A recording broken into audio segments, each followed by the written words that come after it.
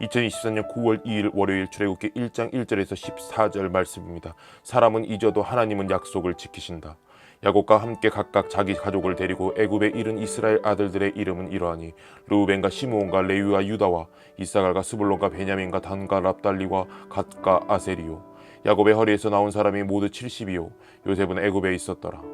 요셉과 그의 모든 형제와 그 시대의 사람은 다 죽었고 이스라엘 자손은 생육하고 불어나 번성하고 매우 강하여 온 땅에 가득하게 되었더라. 요셉을 알지 못하는 새 왕이 일어나 애굽을 다스리더니 그가 그 백성에게 이르되 이 백성 이스라엘 자손이 우리보다 많고 강하도다. 자, 우리가 그들에게 대하여 지혜롭게 하자.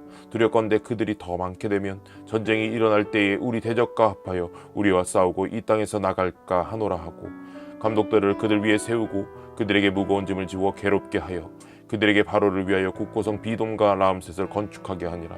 그러나 학대를 받을수록 더욱 번성하여 퍼져나가니 애굽 사람이 이스라엘 자손으로 말미암아 근심하여 이스라엘 자손에게 일을 엄하게 시켜 어려운 노동으로 그들의 생활을 괴롭게 하니 곧 흙 이기기와 벽돌 굽기와 농사의 여러 가지 일이라. 그 시키는 일이 모두 엄하였더라. 아멘.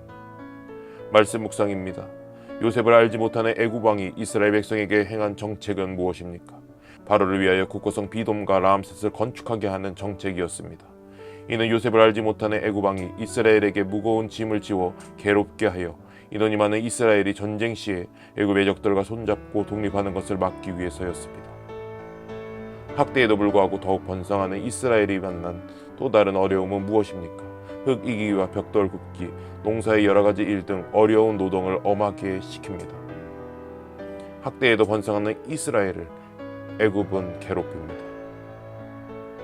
이스라엘이 강제 노동과 핍박 속에서도 번성할 수 있었던 이유는 무엇입니까? 7절 12절을 보면 생육하고 불어나 번성하고 매우 강하여 온 땅에 가득하게 되고 더욱 번성하여 퍼져가는 이스라엘을 발견할 수 있습니다. 이는 오늘 읽은 출애굽기 1장에는 나오지 않지만 창세기 46장 2절에서 야곱에게 애굽에서 큰 민족을 이루게 하시겠다는 약속을 하나님이 지키시는 것입니다. 야곱뿐만이 아니라 그의 할아버지인 아브라함에게도 약속하셨던 것을 하나님은 생각하시고 지키시고 계신 것입니다.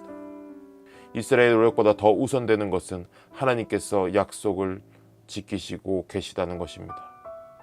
사람은 기억하지 못해도 아브라함과 야곱에게 큰 민족을 이루겠다고 하신 약속을 지키시는 하나님을 보며 무엇을 느낍니까? 요셉은 애굽을 강성하게 만드는 1등 공신이었으며 바로의 뒤를 잇는 존귀한 자였습니다. 그래서 야곱이 가족들을 다 이끌고 왔을 때도 환대받을 수 있고 목자로서의 삶을 계속할 수 있도록 곳의 땅을 받았습니다. 그러나 주석에 따르면 350여 년의 시간이 지난 뒤에 그 백성은 노예로 전락하고 말았습니다. 단순히 노예라고 생각하면 힘들겠다는 생각만 들 수 있습니다. 하지만 350년의 시간이 지남에도 불구하고 그들은 여전히 애굽과 분리되어 있음을 확인할 수 있습니다. 그리고 애굽과 연합하지 않고 오직 하나님의 약속대로 생육하고 번성하여 큰 민족을 이루게 되었습니다. 역경과 고난 속에서 여전히 하나님이 함께하고 계심을 깨달아야 합니다. 고난을 통해 잊고 있던 하나님의 신실하신 약속 성취를 경험할 때는 언제입니까? 사업이 줄어들고 빚에 허덕여도 회사가 무너지지 않게 하시고 회사를 세우고 계시는 하나님을 봅니다. 어릴 적부터 저에게 하나님이 가장 많이 들려주신 말이 평안입니다. 세상적으로는 여전히 꼬여있는 상태이지만 주님의 말씀하신 평안을 의지하며 살아갑니다. 약속을 이루시는 하나님을 믿으며 오늘 내가 인내함으로 실천할 것은 무엇입니까? 주일 설교를 통해서 계속 듣는 말씀이 회개하고 즉각 반응하라입니다. 하나님과 더 가까이 함께하는 시간을 가지는 자가 되도록 노력하겠습니다. 또한 개인적으로 더 묵상하면서 지혜를 구해야겠다는 생각을 하게 되었습니다. 애굽왕은 이스라엘 자손이 우리보다 많고 강하도다라고 말합니다. 그래서 그들에 대하여 지혜롭게 대하자고 말합니다. 결국 애굽보다 많고 강한 이스라엘은 애굽의 지혜 앞에서 노예가 됩니다. 예수님께서도 누가복음 16장에서 이 세대의 아들들이 자기 세대에 있는 빛의 아들들보다 지혜롭다고 말씀하십니다. 세상에 사는 사람들은 세상의 지혜가 필요합니다. 세상의 지혜는 세상에서 더 잘 살 수 있게 해줄 것입니다. 그러나 우리는 하나님의 지혜를 구해야 합니다. 세상에서 사는 것처럼 보이지만 우리 세대에는 이미 하나님의 나라가 임하였기 때문입니다. 하나님의 나라를 사는 사람에게 하나님의 지혜가 필요합니다. 그리고 하나님의 지혜 중 제가 분명하게 알고 있는 것은 오늘의 본문의 말씀처럼 하나님의 약속을 지키신다는 것입니다. 그리고 우리는 그 약속을 믿고 의지하기만 하면 된다는 것입니다. 내가 먼저 할 필요가 없습니다. 오직 하나님께서 해주실 것을 따라야 합니다. 기도합니다.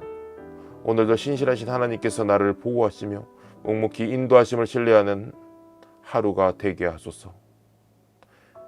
열방을 위해 기도합니다. 나이지리아, 인도, 우크라이나, 중동, 남미 등지에서 세계 그리스도인의 기도와 각국 지도자들의 지혜가 모이게 하소서.